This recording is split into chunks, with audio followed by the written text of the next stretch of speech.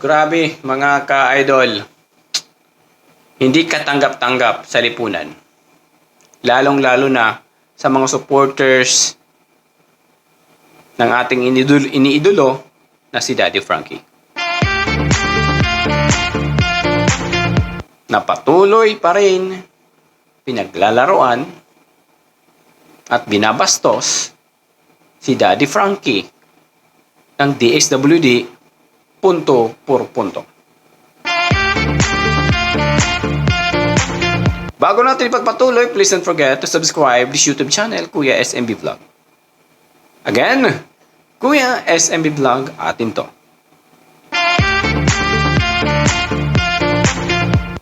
Sana naman DSWD, nagpakita man lang kayong na you are edukadong tao sa mga namumuno dyan sa lugar ni Daddy Frankie, sa inyo. Kasi alam naman natin na si Daddy Frankie talagang unang nangupkop dyan sa mga tao na yan, yung mga beneficiary niya. Totoo po. Ginawa niyang tao, yung mga tao na yan, kinukuha niyo ngayon. Sana, nagpaalaman lang kayo. Kagaya kay Oliver, kinuha niyo. Nagpaalam ba kayo? Nakipag-coordinate ba kayo sa taong unang nagtulong at unang ginawang tao? Naggabay, nag-assist. Lagi nyo ito tandaan, DSWD. Nung unang ilang dekada, nakulong sa kulungan ng baboy si Oliver. 16 years. May dumating ba na DSWD? Wala, di ba? Sana ganong way man lang ng ginawa ni Daddy Frankie. Volunteer na instead kayo ang gumawa, pagpasalamat man lang. Wala may man lang may narinig mula sa DSWD yung thank you. Na instead kami ang gagawa noon pero nandyan ka. Bakit? Bakit tuloy-tuloy pa rin yung pambabastos nyo kay Daddy Frankie? Bakit SMB nasabi mong pambabastos yun? Oh, come on, mga ka-idol Frankie. Tinulungan ni Daddy Frankie si Oliver. Binihisan, niliguan. Na noon, mas masahol pa sa hayop ang ginawa ng pamilya ni Oliver sa kanya. Hindi man lang pinaliguan, nagkampat yung pupo sa likod. Pero ang sinong gumawa? May ansing ba na nagpaligo? Wala. May JJ ba na nagpaligo? Wala. May kapatid ba nagpaligo doon to concern man lang sa kapatid sa nangyari? Wala. May DSWD ba na pumunta doon? Wala. Bakit ngayon? Hinabol-habol nyo niya ang mga ginagawang kabutihan ni Daddy Frankie sa mga taong natulungan niya, na ginawa niyang tao na pinabayaan nyo noong mga unang panahon.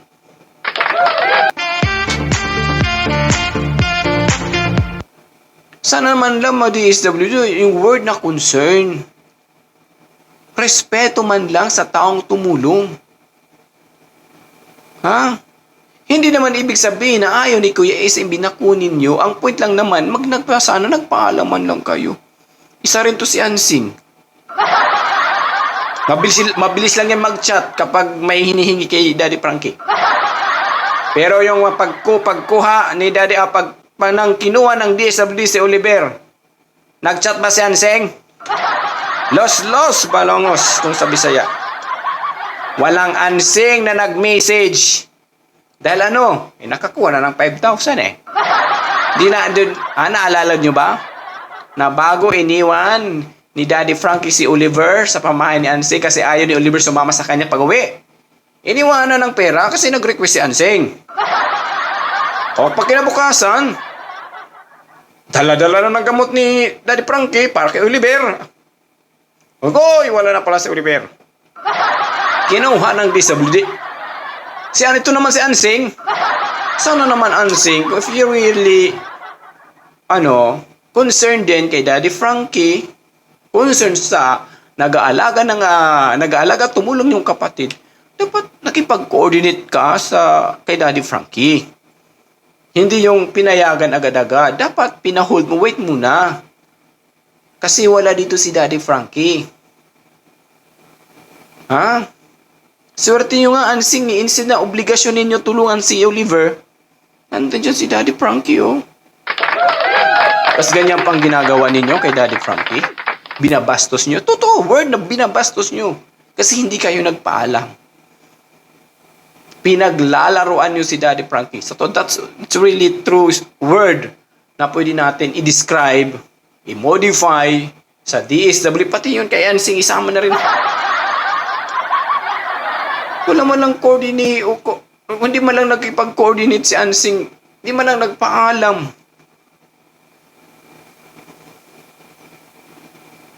Respect man lang. Kung sinusunod nyo yung legal na proseso, sana may kasamang respeto. Kasi kung alam ni Daddy Frankie, maghahanap ba yan? Dala-dala ang gamot? Di ba? Doon maraming galit mga ka-idol. It means hanggang ngayon, galit pa rin ang DSWD kay Daddy Frankie.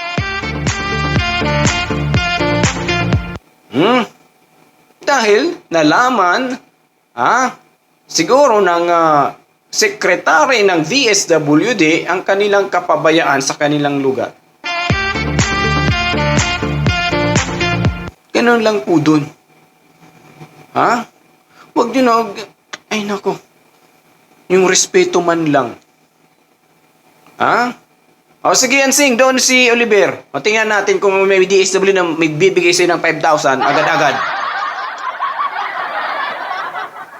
Di ba? Isa rin to si Ansing eh. Pero ang sabi ni Sir ni Daddy Frankie, kahit si Oliver nasa poder ng DSWD, ipagpapatuloy ang paggawa ng bahay. Ganon kabait si Daddy Frankie. Wala, hindi dapat pagkatiwalaan yan si Ansing. Isa rin yan eh. Ginagago rin niya si Daddy Frankie. Ginagamit lang niya. Hindi ko alam kung may ganong tao pala na manggagamit. Di ba? What do you think, guys? Please comment section below right now. Anong opinion ni regarding sa ginawa ni Ansing? Si Ansing, hindi man lang makapag-message. Daddy Frankie, si Oliver, kinukuha na ng DSWD. Hindi naman na makapag-message. Kahit paano makapagtakbo man lang si Daddy Frankie papunta doon. Maibigay man lang ang gamot ni Oliver. Kahit ganun man lang way. Ang DSWD, nakapagbigay ng sulat kay Daddy Frankie na pagkuha ng mga beneficiary, hindi man lang nagpapaalam. Yun ang pinakamahirap doon. It means, nandun pa rin yung galit ng DSWD kasi nalaman ng buong Pilipinas, nalaman ng buong lalawigan ng departamen ng lugar nila na ang lugar nila may kapabayaan. Yun lang po dun. May kapabayaan ang DSWD. Actually, yung alam nyo mga kaido, yung DSWD, pira-pira lang yan eh. Pira-pira lang yan. So, totoo lang. Ugali ni Ansing tsaka ng mga DSWD, parang isa lang eh. Ganun lang po dun. Kung may respeto kayo kay Daddy Frankie, sana kahit sino sa mga beneficiary, nagpapaalam naman lang kayo sa kanya, pasalamat. Baka nung mga 16 years na kailangan obligan, may DSWD ba na pumunta sa pamamahay ni Ansing? Wala, di ba? Ngayon lang to, ngayon lang sila nataranta nang nalaman ng nasa taas ng posisyon ng DSWD nang walang ginagawang hakbang kung saang lugar ngayon si Daddy Frankie yung mga DSWD dyan. So, mahirap na mention. Huwag Huwag naman ganun. Ha? Kahit inihingi lang naman ng mga supporters, respeto nyo na lang kay Daddy Frankie. Ha? Kinuha, hindi man lang nagpaalam si... Ay, nako. Kayo pa naman, mga ka-idol.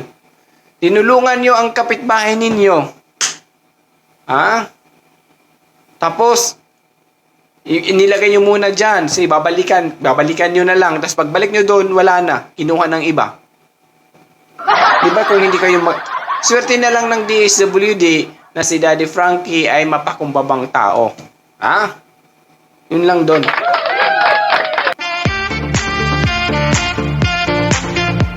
Wala mo, hindi man lang nakipag-coordinate ang DSWD na Daddy Frankie, today kukunin na namin si Oliver. Or schedule na kunin. Ganun sana, nagpapaalaman lang kayo sa taong nagmahal. Hindi yung ura-urada, hindi nagpapaalam. Ewan ko kung nagpaalam din kayo. Ewan, pinaalaman din na may pular din ata eh. Pira-pira lang din. Alam mo kung ako nainis kay Ansing. Hindi ba lang nakipag-coordinate? Kawawa si Daddy Frankie. Bumalik doon kahit medyo malayo ang lugar, dala-dala ang gamot. Pagdating pala doon, wala na si Oliver, nasa DSWD na.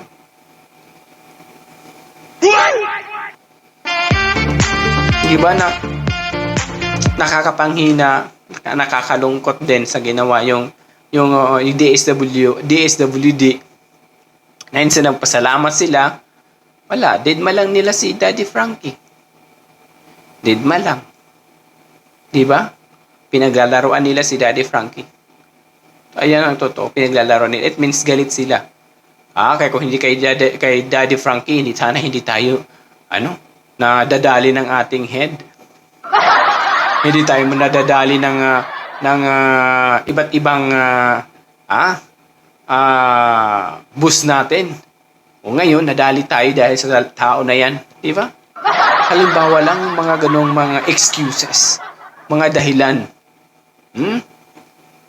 Wala. Ewan ko lang din. Siguro tingnan natin.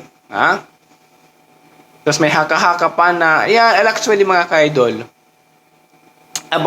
when we talk about sa pera ni Oliver, kung may karapatan ba ang DSWD, So, kasi wala rin din ako alam kung may right. Actually, wala eh. Ang DSWD walang right na mag-handle ng pera ng mga ganung bagay. Kung may pera man ang pasyente, nasa pamilya po yan.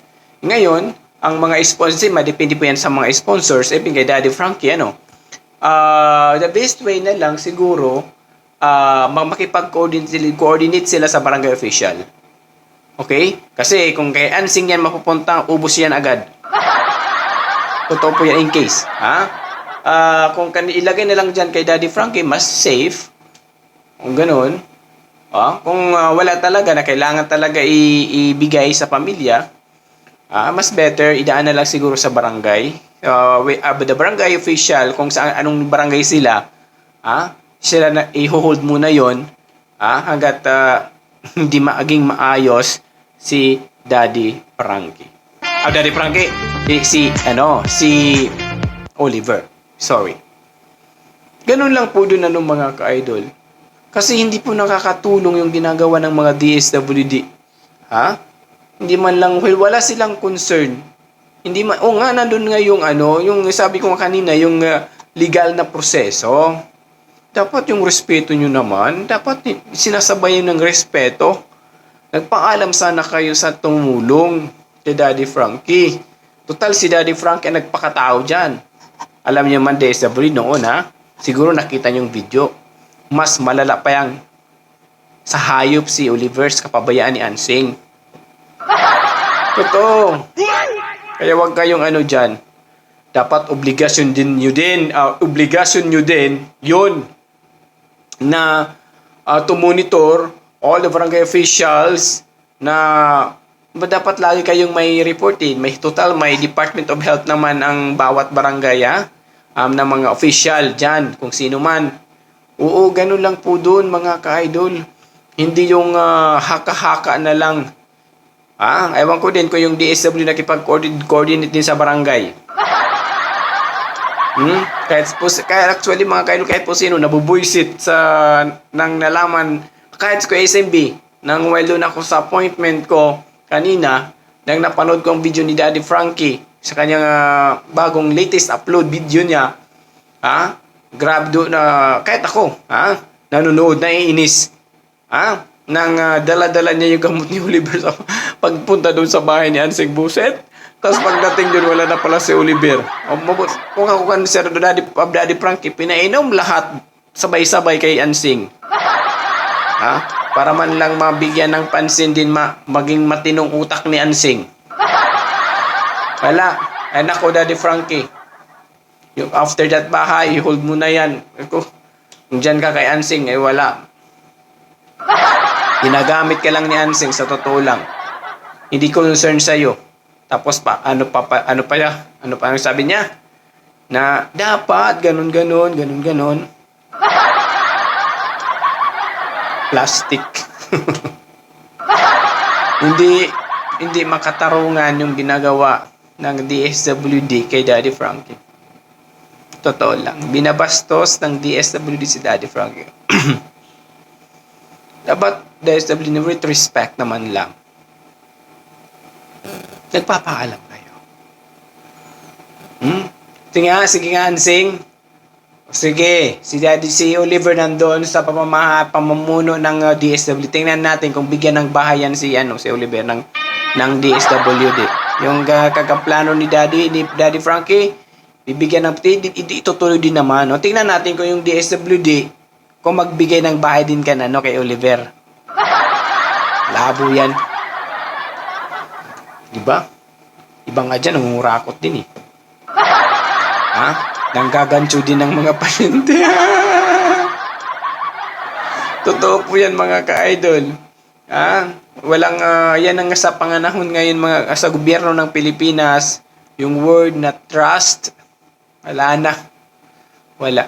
Dahil yung namumuno nga din, aywan ko, sa mga issues na nangyayari, parang nahala na lang. Kasi yung nangyari ngayon sa mga beneficiary ni Daddy Frankie, actually mga ka-idol, dapat magplano ng gobyerno, tuloy on time, direct to the point, on time, hindi yung kukunin yung mga beneficiary delay, tapos wala man lang iniwan na pagkain, wala man lang iniwan pambili ng kape, wala man lang iniwan pang shopping. Diba? Pero si Daddy Frankie, kapag umaalis sa pamamahay ng mga beneficiary, binibigyan ng pera para pambili ng pagkain, bibili ng pagkain. Kahit nga si Ansing hindi beneficiary, binibigyan ng 5,000. Diba? So, yun po doon ang nakakadismaya po sa DSWD na yung galit nila hanggang ngayon, nandun pa rin kay Daddy Frankie. Dahil una, hindi sila nagpapakita ng social media dahil napapahiya sila. Napapahiya ang DSWD. Kaya, wag tularan ka ng mga nasa gobyerno na mumuno ngayon. Hindi naman lahat. May ilan lang din ng mga hindi matitino. Binabayaran kayo ng gobyerno. Yung pera ng gobyerno, buwis yan ng mga mamayang Pilipino. Magtrabaho kayo kung anong obligasyon po ninyo. Ganun lang po doon kasi binabayaran kayo. Huwag kayong epal.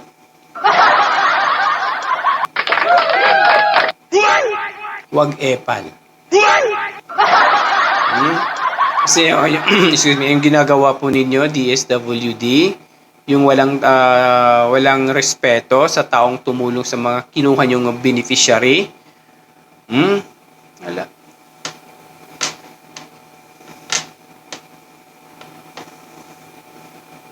Ewan ko, mga ka-idol, tingnan na lang natin, sa susunod na mga kabanata kung ano mangyayari kay Oliver. Sana pwede makabisita yung family sa orphanage sa orphanage kung sa orphanage man sila ilalagay or kasi sa mental hospital. So, ayun pang ating abangan. Sana yung mga katulad ni Daddy Frankie allow na pumasok po doon. Pero siguro not allow ang video. O, bawal ang cellphone doon. Not allow. So, siguro, kausapin, pwede. Si Daddy Frankie nila will update to sa atin. Kung ano ba talagang nangyari, kung may nagbago ba, yumaman ba si Oliver? Mas lalo ba nagwapo si Oliver? Tingnan na lang natin. Oo, ibig sabihin, safe naman sila doon. Ang point ni Kuya SMB, yung needs, yung karapatan ng mga taong tumulong sa kanila bago sila napunta doon sa mental hospital or orphanage man yon. Yung respeto nila kay Daddy, sana nag-iwan man lang sila kahit 1/4 man lang mga ka-idol. 1/4 man lang na respeto kay Daddy Frankie, nag-iwan sila. Nag-ask, kahit nagpaalaman lang sila kay Daddy Frankie na kukunin na namin si Oliver kasi kailangan na kunin. Pero wala silang ginawang ganung way dahil pinairal pa rin ng DSWD ang kanilang ego. Nasa gobyerno kami, vlogger ka lang. Vlogger na yumayaman. Kayo, higa lang higa, upo ng upo hanggang lumaki ang tiyan. Inkod-inkod konti, after inkod, upo, kape. Tapos alas 3, alas 5 pa man, oo. Okay, patay time. Oo. Tulog hanggang alas 5. Ganon mga trabaho ng gobyerno ngayon. Kaya sa mga nandyan, mga ka-idol, hindi naman ibig sabihin na wag pakatiwalaan ng DSWD. Ang point ko SMB, dapat kung tumulong kayo, may sinseridad at malasakit. Kahit paano, mapansin man lang ng ibang tao yung pagmamahal po ninyo sa iyong kapwa-tao. At saka, yung word na respeto. Kahit kayo ang gumagawa na ma-illegal, ang mga hindi legal gawain ng mga mamayang Pilipino, sana kung kagaya kay Daddy Frank, ginawa nyo ngayon, na kinuha nyo ang mga beneficiary na nasa poder ng kanya-kanyang pamilya, kahit wala doon yung tumulong, dapat nag-ask kayong permission. Respeto man lang. Ikaw din, Ansing, okay lang sa'yo kung pera ang usapan, agad ka nagchat-chat. Kung motor ang pag-uusapan, hingi ka motor, hingi ka ng kung ano man, agad ka nagchat-chat, agad reply. Happy ngayon na kailangan ni Daddy Frankie ng update, malaman man lang na pagkuha kay Oliver ng DSWD, hindi ka man lang makapag-chat. O nasaan doon ang hustisya? Diba? Ganun lang po doon mga kaidong kampoy ni Kuya SMB. Isa rin to si Ansing Dapat ito si Ansing talagang ilagay doon sa orphanage, hindi si Oliver. Isama na rin yung asawa ng Ansing. Anyway, sa mga nandyan, don't forget to subscribe to this YouTube channel, Kuya SMB Vlog. Sorry po mga kaidong, hindi pa na-date tayo ngayon dahil nagkaroon si Kuya SMB ng appointment this morning.